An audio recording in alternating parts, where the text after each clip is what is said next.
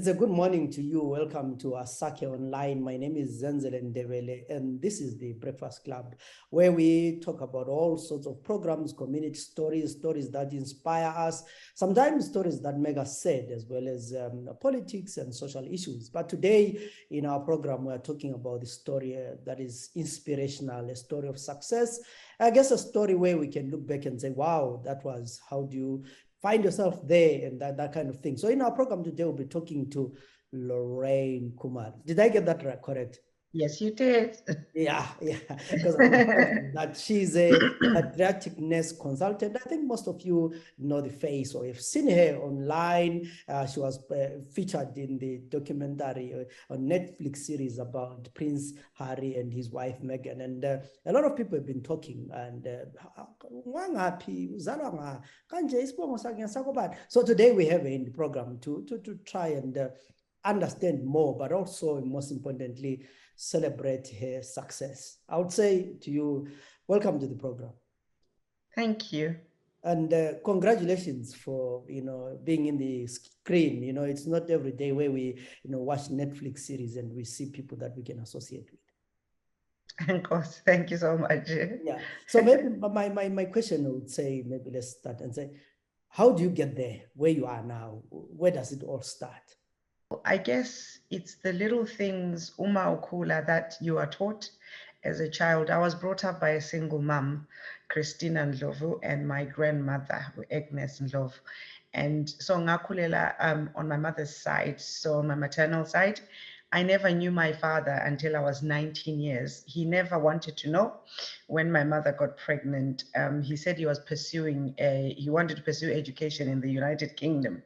So he didn't want to know. So my mother looked after me by herself. I grew up and I always wanted to know what kind of a man he was, that he didn't even care. And when I was 19 years old, I actually looked for him because I wanted to see Wutung Ndonjani. And I remember at one point I wanted to change my surname to my mother's surname, Ndlovu, because I didn't think it was fair for me to carry a surname that I didn't know anything about or didn't know much about my own paternal family. So, but the way my mother was striving to bring me up, a single mom, she was a maid, and she then went with her people to Harare, and I was left with her friend Lusipo Hadebe, who looked after me. And that's how I ended up going to boarding school at Asha. But my mother strived so hard to get me into school, to make sure I finished my O levels, and then do my after education, which was very difficult. You can imagine umuntu, like a house girl, you would call it in Zimbabwe. So a house cleaner and maid in a home, but she managed to do it. And I was so grateful to her. She taught me a lot and never give up. That's how I got to where I am. Yeah, that's quite the story, so interesting, and also that it teaches you a lot of lessons. But I think one of the things that I always talk to people about is, I think as Zimbabweans, we need to do away with names like maid or house girl, yes, or boy. Imagine a 60-year-old being called a garden boy. Yeah, it's labeling. Yeah. But you then finish school, and how do you end up in the UK? Yeah, so when I finished my GCSE, then I lived with Umama in Harare, in Chitungwiza. And so I grew up in a church, Assemblies of God church. And we were taught you don't date, somebody comes to marry you, and you see that you go to the pastor, and then the pastor will say, okay, you have a meeting, and if you like him, you pray about it, and then you get married. So I got married very young. I wasn't exposed to this dating scene, neither was I exposed to going out to movies, because we never did that. We spent most of our time in church with the girls and, doing other things. So when I got married, my first husband, then after 3 months when we wedded, we had a road traffic accident coming from Harare going to Gweru, where we lived. He died on the spot and I lost a kidney. It changed my life completely. And in those days, I think grieving, as you would agree with me, especially if you're going to church, a Pentecostal church, they expect that the Holy Spirit is going to help you. Your family is going to help you. But I think counseling is what I really needed. I didn't get that. In fact, I was stigmatized. When you're around people with their husbands, the looks and everything, it just made me feel very uncomfortable and very unfortunate at a young age. So I really went off the rails a little bit. Well, it wasn't bad, but for a Pentecostal church, it was really bad because you shouldn't be dating. But I was looking for peace. I was looking for answers. I was looking for solace or comfort, and went into rebound. I had my daughter, Wandile. And then I decided this is not the life I want. I want more. My mother taught me to be an achiever, a go-getter, that you try and you keep trying until you achieve. So we then agreed that I leave my baby, she was a year old, with my mother, and I come to England to visit friends and see if there's anything I could sort of do. So I came here visiting, and I liked the country. And I must say the English were very like accepting, and I went straight to do web design. Because I was trying to make ends meet where I could sort of get myself a proper visa to stay in England. So I thought I'd go on a student visa, but I didn't enjoy web design at all. This HTML thing wasn't for me. So I thought, you know what? I'm going to go into health, because my dream job or career when I was growing up was to be a doctor. But knowing from a single home, my mom couldn't afford anything. So it was that place where you sort of get stuck. So I said, okay, I'll do nursing. I love children, so I'll do pediatric nursing. Then maybe I will major then and carry on to do my medicine. When I started doing my nursing, I enjoyed it so much, but I had met someone here in London, and he paid my bride price. I got married again in England. During all this time, I wasn't a happy person. I was looking for peace. I was looking for love or to replace Mike. I could not replace him because you can't do that. But in my mind, when you're grieving, you think that you can find peace in the wrong places. You think you found joy, but it's not the right place too. So in hindsight, looking back, I should have probably looked for counseling, because here it's available in England, and spoke to a therapist, tried to get rid of all this heaviness I was feeling in within. It would have helped me. But I, as I said, met my son's dad. We got married, and he was very abusive. So I was in a domestic violent relationship. Think about that. I'm away in a foreign country. I do not have any relatives here. I am struggling. He's beating me. 2 times I went into hospital. The second time he pushed me down the stairs, I was pregnant, and I had bruises on my stomach, on my belly. So when I went into North Middlesex Hospital, they sort of noticed that these bruises are not where you'd actually find a bruise, a normal bruise. So they started asking me, but because I was afraid that maybe I'll be deported, that's a fear, I wouldn't open up to say what the problem was. Then my GP said to me, look, her name was Sally Dowler, Morris House Surgery in Henningham Road in North London. He said to me, look, she said to me, sorry, look, you can get help, and they will not be judgmental of your situation. Not knowing that I already had indefinite leave to remain, this man kept all the documents, didn't tell me, I didn't know. I'd had it maybe 8 months before, and didn't even know that I now had my citizenship. I could actually be free from this abuse. So had the baby. Social services would contact me through the GP, because then I didn't want the letters to come to the house. Otherwise, I would be in trouble for that. Then one day, my uncle was living in Manchester, but he was seeking asylum and trying to get himself sorted in England. He called me, and then I just picked up my phone. I didn't speak, because at that time this man was shouting at me, and he was threatening to kill me, saying, one of these days I'll put a bullet through your head. So I just kept quiet, and my uncle heard this. He's not my real biological uncle. So he heard this, a family member who I called uncle, and then he drove from Manchester straight to London that day. He arrived around 7 p.m. in the evening, and he said to me, what is happening? And I said, well, I wanted you to hear it yourself, because every time I tell you that I'm struggling, sometimes you think that maybe I'm just looking for attention. This is my situation. He said to me, you know what? My girlfriend lives in Heston in Hounslow. I'll speak to her. It's better you leave this place.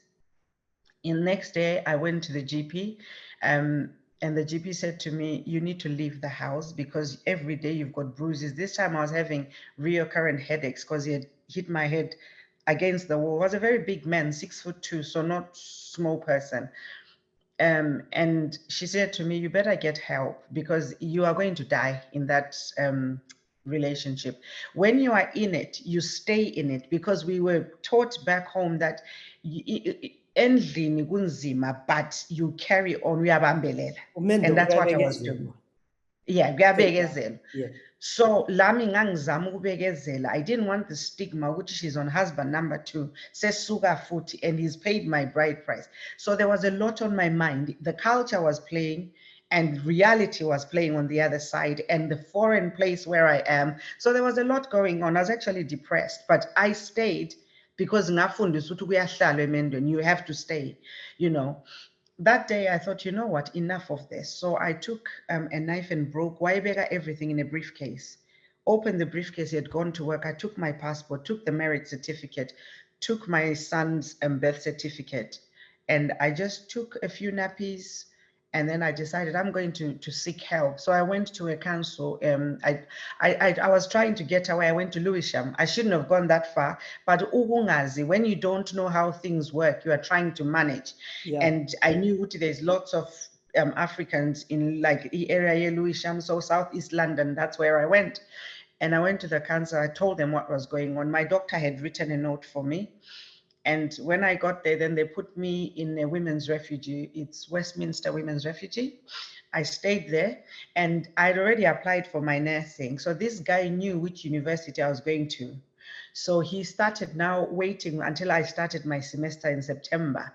So he would follow me from London South Bank University to see where I was going. And I was going to Westbourne Park, where the women's refugee was. And one day I was in lectures, and the police came, and they spoke to the tutor and said, can we have so and so? So I was worried that what's happened to my son?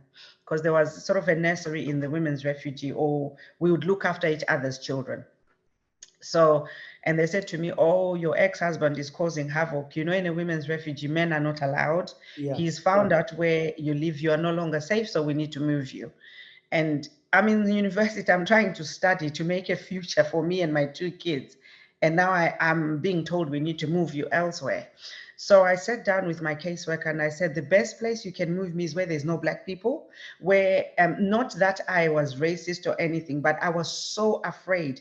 He had a large community background. He knew so many people everywhere. So I wanted to be somewhere where I didn't think anybody would know him.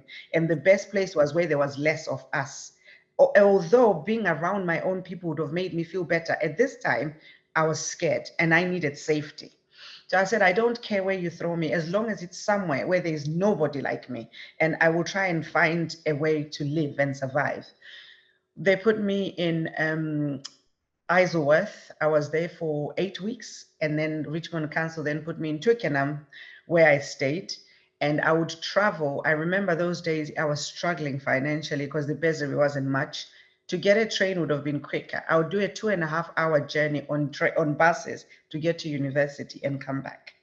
So yeah, it was a long-winded road. Sorry, it became too long, but it was difficult. It's quite important that we talk about these issues, because sometimes when we now see you on Netflix, we thought it was, it wasn't there, and yet there is a huge story behind that we don't get to talk about. But let me take you a bit back, where you talk about, you know, I would say, you know, I felt it when you say, you know, I was in church. You know, I lost my first husband and I went off rail a bit. And was it because of the Christian teaching and the church teaching that there were certain expectations and certain ways that a woman has to behave? I think for me, it was nobody wanted to listen. My mother did listen, and my mom and my grandmother were understanding. But in the church, everybody sort of expected you that, oh, the Holy Spirit will help you. You'll be fine, you know. And at the same time, the stigma around, I don't know now, I'm single. I'm no longer in the youth because I'm a widow, a very young widow, and I can't join the mothers because they've got their husbands. The minute you're there, people have ideas and it's very uncomfortable. So in the end, I thought, you know what? I don't want to feel like every time I am judged when I go to church, what you wear, if it's a little bit too tight or shaping your body a little bit, you could see the eyes from people. I remember I had an argument with one mom, she's late now, a mother in church, because they had this thing in their mind that I was looking for the next husband, but I wasn't. I was grieving. Yeah, I was grieving so much so that I just wanted friendship. I wanted companionship. I wanted not male, female, but people who would listen to me and feel the pain I'm going through and help me navigate being a young widow. Help me know that, you know what, there is a future after being a widow, and you can stand up on your 2 feet. You don't have to stay in that. And I must say it was a difficult time because after I lost Mike, the family, obviously, you know, the African style said, oh, you killed him. He was a pilot in the Air Force. So they were like, oh, you killed him so you could have the money. And they wanted the wedding ring to take it. They wanted to have all the money from me. They refused to take impahla zomufi. So we kept Mike's clothes with me and my mother wherever we moved from where I had to leave the Air Force base to back to my mother in Harare. I had to take these clothes with me because his family refused them. But he's somebody I loved. I didn't want to take them to charity. I wanted to give them to people who would really cherish them and feel the way I felt about him. And that was very difficult. Those clothes were with us almost for 2 years. You know, so there was the Shona culture playing because he was Shona. And then us, we are Christians trying to manage that. There was a lot I was carrying as a young person, I think. So what eventually happens to the clothes? Well, as I said to you, when I was 19, I looked for my father. That is when he actually was helpful when that happened. He used his position in the police force to help me a little bit, for us to go and leave the clothes in Rusape. So we had to go there with him. And he did say some stern words to the family. Look, it's unfair. She's a young child. And it's not right for you people to be kuramwa hembe. That's what they called it. And they took them then. That's the only time that he showed up for me. But we don't have a relationship. You know, he showed up at the most critical point. So tell us to the day when you first meet your father, you know. Oh. What do you say to him, and what does he say to you? It's a sad time. So Mike had come forward to say he wanted to marry me. And my Pastor Rambiwa had said, look, it's important that at least the father knows that she's getting married. And my mother agreed and my grandmother. So my mom knew he was in Highfields police station. That's where he worked. So, and he was more traffic both ways. So we went there and it was very sad because I was excited to see him, Utunjani, you know, and a very good looking man, I must say. He was very handsome, tall man, you know, proper Ndebele Khumalo kind of person, a bit of pride. But you know what he did? He left me sitting and he went to meet his girlfriend, then girlfriend, Ngashala, in that police station at Highfields for 3.5 hours because I was waiting for him to come back. And when he came back, one nigga, after 19 years, he $10. And which way is this? I then knew that this guy, I see where my mother was coming from. I see why she protected me from seeing him. He never grew up. While okay, I think in his mind, he felt that he was still a young man and he wasn't interested. So I decided to not be looking for him because where you are not wanted, you try and avoid going there because the hurt and the scars are with you for life. So you talk about him giving you $10 at that particular time. You know, Zimbabwe has changed current so much. It wasn't money even then. I couldn't even buy a pair of shoes. I mean, not that I was asking for money. All I wanted is a father figure. So the £10 didn't mean anything, $10, sorry, didn't mean anything to me, but ngangdinga ubaba, and I wanted to feel what it's like to have a father. I wanted to spend time with him. He didn't have my time. He didn't want to. He was busy with his ladies. And yes, he was very good looking. So the women were just around him, you know. And yeah, I grew up young from my loss and from how my father then treated me. I grew up very young. Or do they say I was wiser? Nimncane. I became very wise. So it is all those experiences that shape you and that make you determined to say, no, I want to succeed. At what point did you say, yeah, you know, what happens to say, no, I'm now seeing the light at the end of the tunnel? So I qualified with my pediatric nursing, and I went to work at Great Ormond Street Children's Hospital. It's a world famous hospital, and it was either you sink or you swim. And I wanted to swim. I didn't want to sink. And because of the way my mother is, she's a very hard-driven woman. She doesn't give up. And I see her as my hero. She never fails, even my grandmother, you know. So I said, you know what? I'm an only child. I want to be the male child and the female child to my mother. I want to make sure that I make her proud. I've made mistakes. I'm here now. I've got 2 children. I'm going to stand up and I will make my life better. And yeah, so I went for it. It wasn't easy. And there's a lot of things that you need to really think about what you want. What I've known in the nursing field, it's either you go and get, or you just remain in the bench somewhere, just being named just like a nurse, but nothing else. But you need to push harder. And when I was there, I worked a bit and I thought, you know what, I've learned everything. It's very sad. It's a tertiary hospital. If you talk about airway management, intensive care, you name it, I think I know what I'm doing. I was a cardiac nurse, so the heart and everything. I said, I need to better my career. I want to be all-rounded. All this I was doing in the thought that one day I'll have a surgery back home in Zimbabwe, or even closer to home, South Africa. So I wanted to leave like England, having everything or fully equipped to be who I wanted to be in life. So I went and worked at the Portland Hospital, which is what's on there now, in pediatric intensive care and neonatal intensive care. When I was in the pediatric unit, I thought, hang on, this is more neuro rehab for me. It's like the same thing every day. I need to learn more things. I need to shape up my career and be an all-rounder. So with nursing, if you focus on one thing, if you're cardiac and you go up to, let's say, band 7 as a cardiac nurse, if you're looking for another job, you need to be in the same field to maintain the same band. So I didn't want that. I wanted to be employable in the future, or be my own person. So at the Portland, I thought, I'm doing neuro rehab mostly. I'm tired of this. I moved to their neonatal unit. My manager then, his name was Nick Mulholland, very nice man.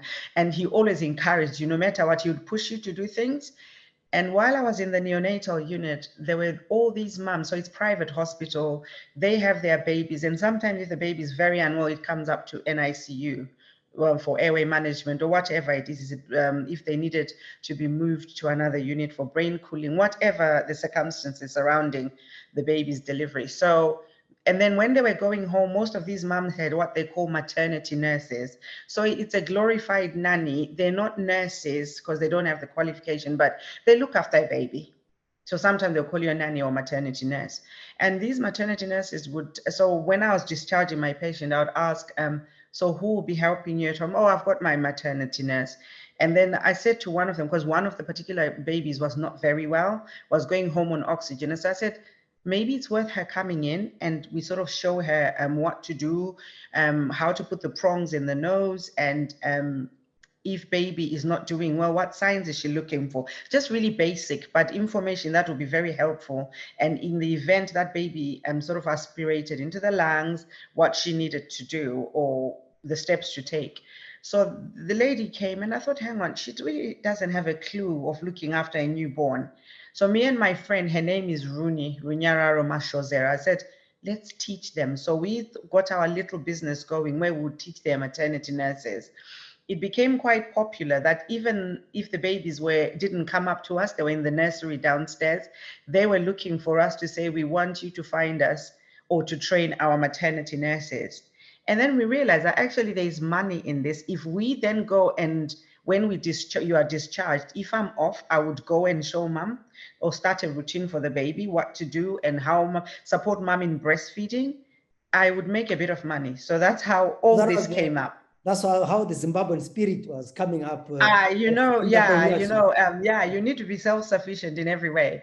So that's how it all came about. And then all the American moms having their babies would look for me. And now in the American community, Chelsea, Kensington, Fulham, you name it, they sort of know that if you want a sleep trainer or a maternity nurse or a night nanny, look for Lorren. So that's how I met a lady called Maria. Maria Cote, she is American. So I did sleep training for 3 of her sons, and the 4th baby was a girl. So I did that too. So she started referring me to her friends. So it was self-referrals on the side where I would pick up, okay, I'll do 2 days here and whatever. So she was then the PA for the Sussexes, so the Duke and Duchess of Sussex. And I said to her, look, when the Duke and Duchess were getting married, I said to my mom, we were watching online because we didn't want to go. It was too full. You couldn't even get to on the streets outside. So we thought we'll watch it better at home. I said to my mom, you know what? And my kids were there. I'll look after that baby. When they have a baby, I'll be there. Watch me. And my mother laughed and she said to me, hey, we are tandu payo. And I said to her, and amapopo are allowed. It's not breaking the law to dream, mom. Watch and see. Dreams do come true. So when my friend Maria then worked for them, I said, look, here's my CV. See if they need a nanny or a sleep trainer. I'm quite happy to do it for them. And then they did sort of have somebody.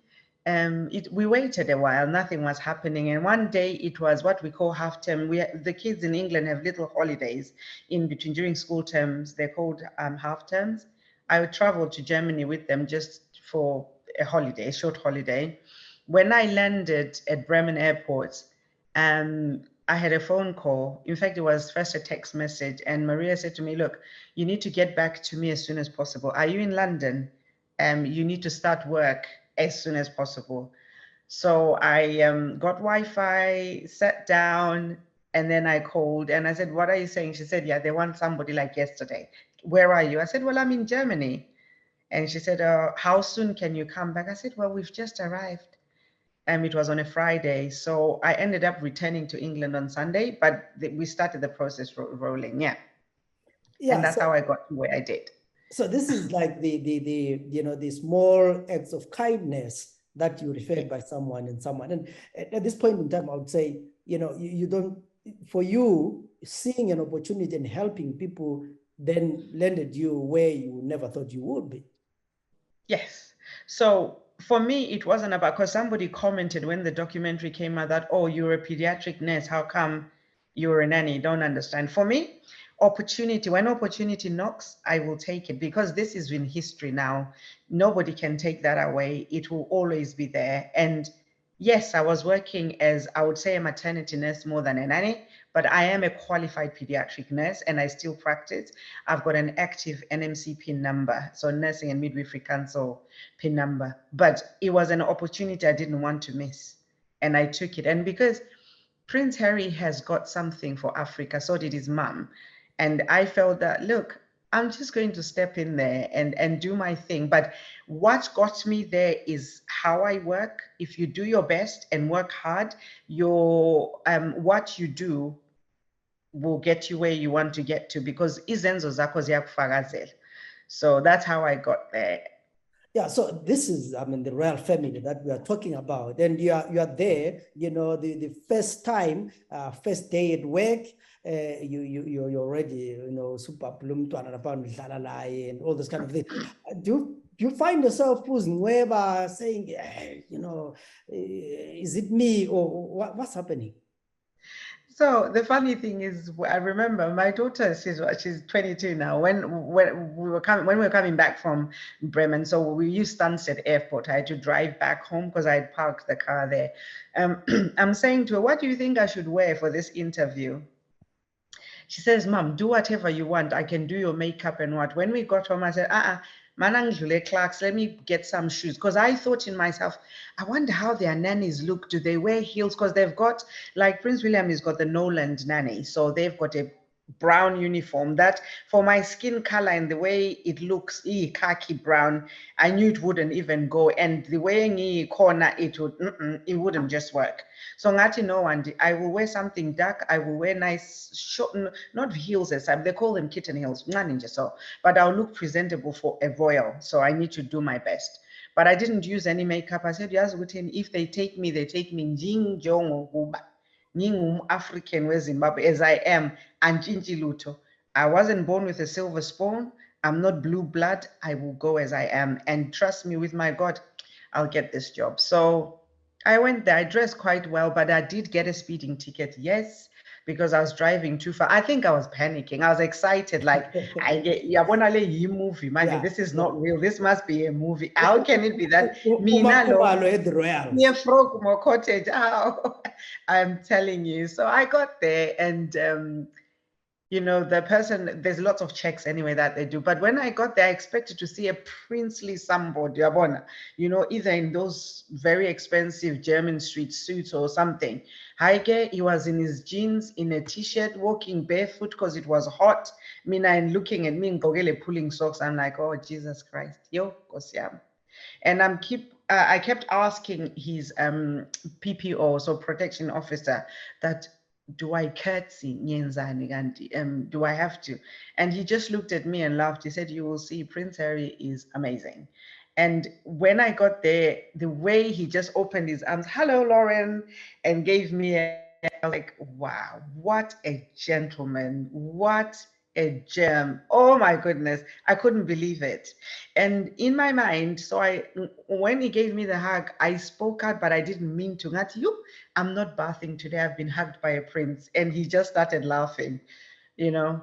Yeah, and when I walked in and saw Meghan, I was like, my God, what a beautiful woman.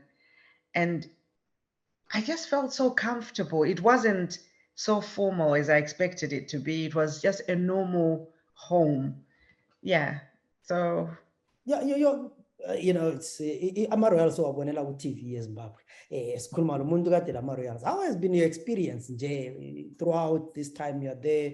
What would you say are some of the interesting lessons that you learned, observations? So be yourself. Don't change who you are, and be proud of who you are. Be proud of where you're from. I've never hidden I'm from Zimbabwe. I love my country. I am proud to be Zimbabwean, and I am proud to be Umako, to be Ndebele. So I went in myself. I didn't change who I am, and I learned a lot of lessons, discipline, being humble, and, you know, having a goal and achieving that goal and not stopping until you've achieved it. A little bit. They were interested in knowing. I would sit down and talk. Yes, and about where I'm from. They know a little bit about Ushaga Zulu, you know, and yeah, it was quite interesting. So nali was umuntu omncane, you know. I know you're so passionate. Lami, I'm so passionate about where I come from, no lie. Then there's a documentary, you know, that is Netflix, and you're there, everyone guest starts calling you. What do your friends say when they see this documentary on Netflix? Oh my God, my phone didn't stop. It still hasn't stopped.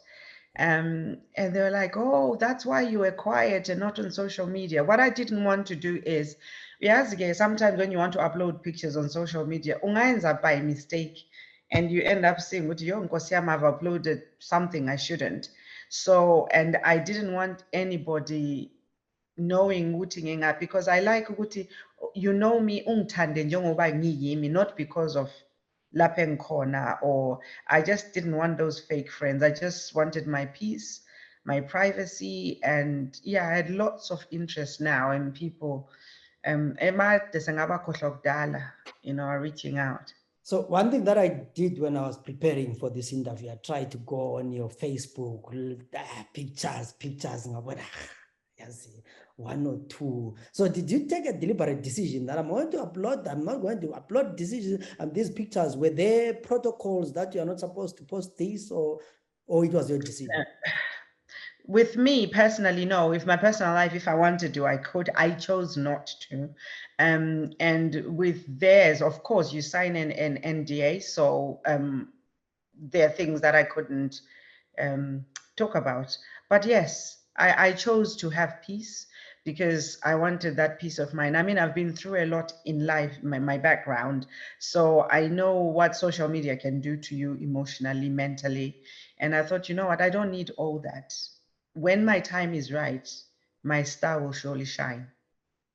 And yeah, for sure, the star is shining as we speak. So now, after that, it was after, do you say, no, I'm now going, I'm doing my own thing, or, you're still going to go back? What's next?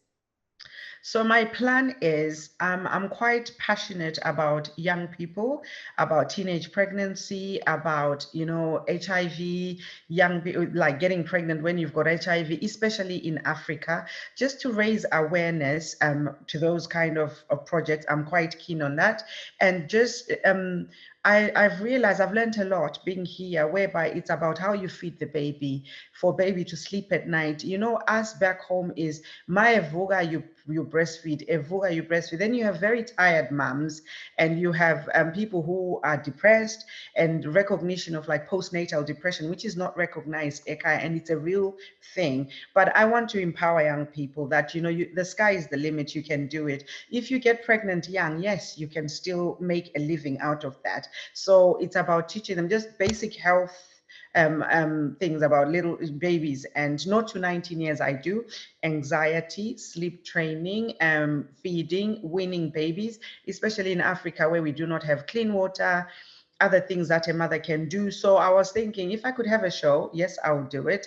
But these things take time, and sometimes people don't recognize you. But it's just raising awareness to young people and empowering them that there is a tomorrow if you want it to be there, and you can rise from depression, from being bereaved.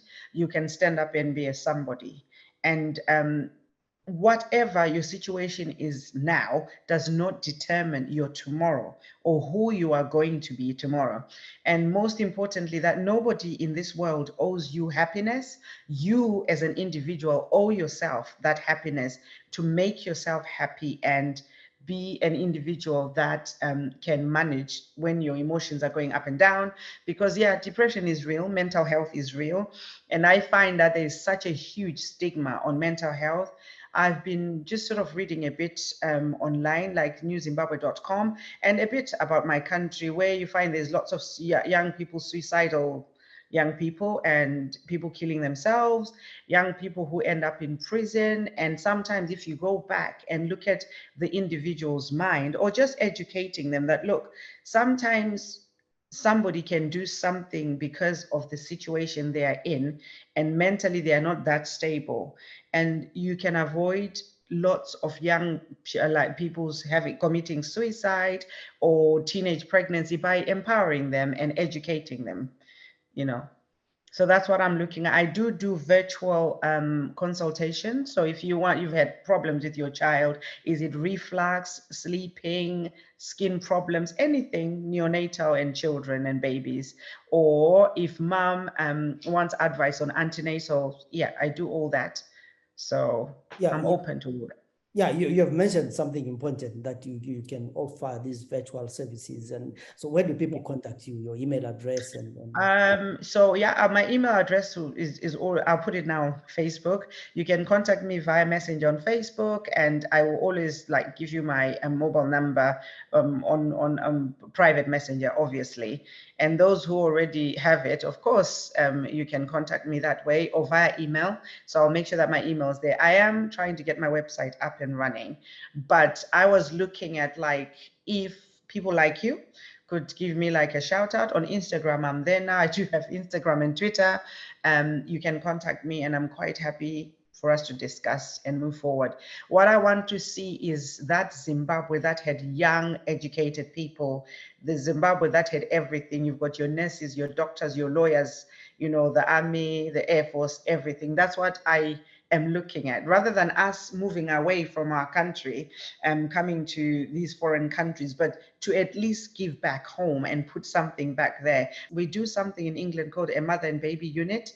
I'm also looking at sort of probably hopefully starting that, where a mentally challenged, or maybe is it family wise, whatever, challenged individual has a baby, and maybe they've been on drugs and they're trying to get off drugs but want to keep their baby and not for social services to take that baby. I want to have a unit where I can create a safe place for them for the first 6 weeks when they've had their baby. I will teach you everything to do with baby. Is it breastfeeding? Is it making sure your baby's feeding well? Signs of colic or reflux, and sleep train that baby for you before you leave. At least the baby should be sleeping about 6 hours, depending. If there's no underlying health conditions, then it's possible. But for those individuals who leave that place, the mother and baby unit, saying, look, I'm looking for a new start and I want to do it because I'm going to give life a second shot because it's possible. I am an example of that. Yeah, this is quite an amazing and inspirational talk as well. I mean, as we end, is your mother still alive?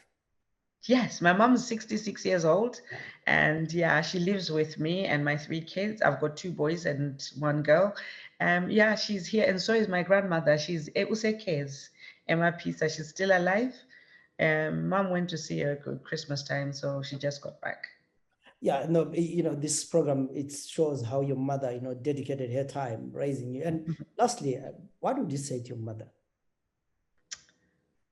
Endlovu, egatsheni, eziswela abalusi ezidla ekhaya. Ngiyabonga mama ukuba lo mama onjengawe onginakekelayo, who does not judge me, ongithanda noma kanjani, uba lo mama ongimisileyo, wangixhasa noma kunzima empilweni when I feel hey angisakwanisi, but you've always stood by me, and thank you for being such an amazing example to me.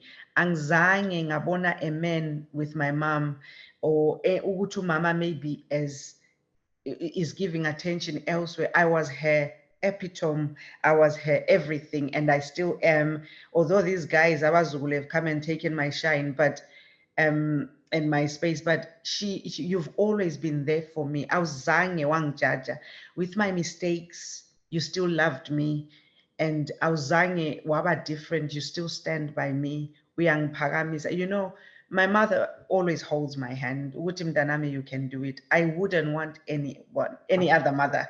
I'm just so privileged. Uba lo mama ofana layo, okhonzayo, ithanda inkosi futhi, and very fair woman. Yeah, a woman of very few words. Okay, thank you very much. It's heartwarming, to listen to your story, the struggles that you've gone through, and still, managed to achieve a lot. And of course, the supportive mother, because in life, there's so many people who at this stage, when they're successful, also kurumisan, mama, and they're all accusation, mommy and lawyer, and all those kind of things. It's those things happen a lot in our context. And Yeah. I'm happy that you're still very close to your mother. Mm-hmm. So yeah, umama is everything, and I guess that grounding uyithola futhi kumzali, mawusungani uyaphakama ethi nyathela phansi kuhle, you need to be the same person you are. And yeah, ngiyambonga kakhulu mama. Some decisions I've made that have been really extremely successful is through my mother. Yeah. Thank you very much for your time, and wishing you all the best. And that was our interview with Lorren Khumalo, and she's telling us an amazing story. And yeah, we hope we'll interact with her in the near future. And definitely we have a lot to learn, and she has a lot to give to the Zimbabwean community and to the world at large. My name is Zenzele Ndebele. Till we meet again in other programs, have a good day.